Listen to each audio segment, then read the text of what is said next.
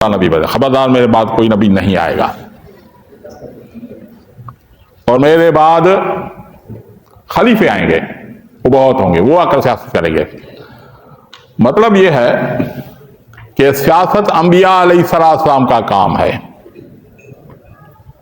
اگر ابھی انبیاء علیہ السلام کا سلسلہ ختم ہو گیا تو اب اس کے خلیفے اور علماء ورثۃ الانبیاء، علماء جو ہیں وہ نبیوں کے وارث ہیں، اب وہ سیاست کریں گے۔ اگر غیر عالم سیاست کرے تو وہ ظلم ہے، کیونکہ ظلم کی تعریف کیا ہے؟ وضع شیء علی غیر محلہ، کسی چیز کو اپنی جگہ سے ہٹا کر دوسری جگہ پر رکھنا۔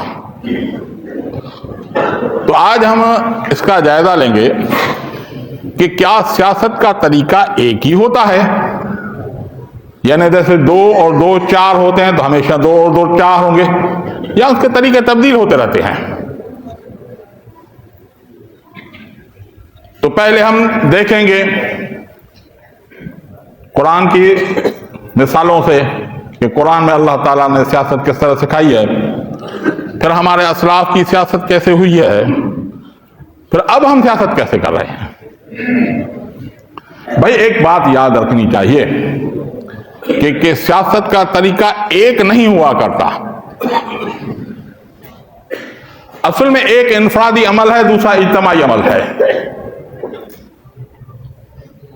انفرادی عمل جیسے نماز، روزہ، حج، زکوٰۃ وغیرہ، دوسرے اجتماعی اعمال ہیں۔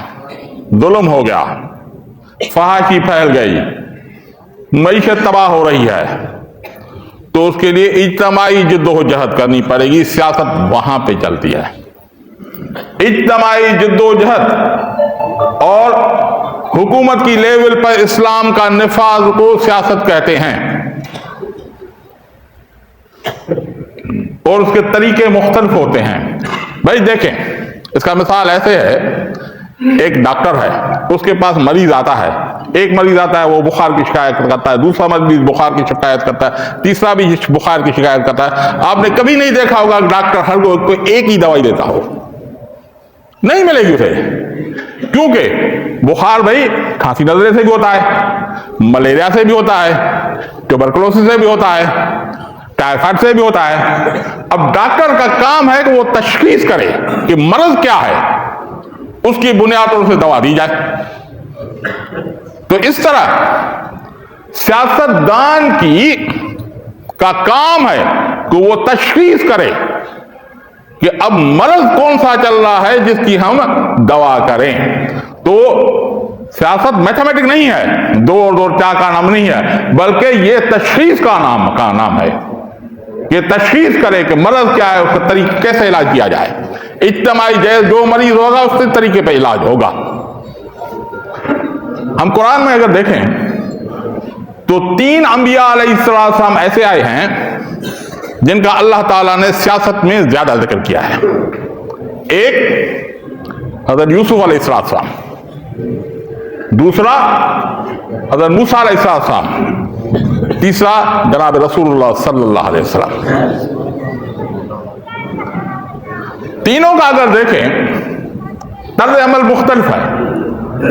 حضرت یوسف علیہ السلام کے دور میں معیشتی مسئلہ پیش آ گیا تھا کہ معیشت ایسی ہو رہی تھی، قحط آ رہا تھا، اس کو سنبھالنا مشکل ہو رہا تھا۔